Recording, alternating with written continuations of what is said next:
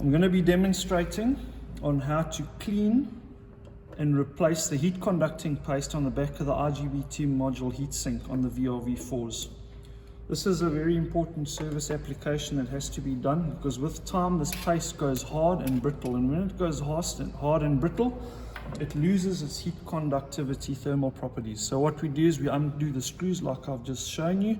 You unclip the heat sink, and there you're exposed to the paste. So what you do is typically if that paste has gone hard and brittle, you take a rag, you use a bit of acetone, you put a bit of acetone on the rag, and you start removing this heat conducting paste. And expose the nice clean aluminium, and you also do the same on the back of the heatsink. You inspect it, make sure that it is all nice and clean. Now, the problem a lot of people make is they put too much heat conducting paste in. By putting on too much paste, you actually form an insulation barrier, and you're going to get thermal runaway on the back of the IGBT module. So what we do is we use the heat conducting paste. You just put a very little bit of paste. Very important, you are not putting toothpaste on a toothbrush. You're merely providing a very thin layer. What we do is we then use an apparatus to smooth. It can be a Stanley blade. Here we're just using a flat spatula, and I gently rub the place nice and smoothly in a uniform direction, so the aluminium, the paste is nice and thin.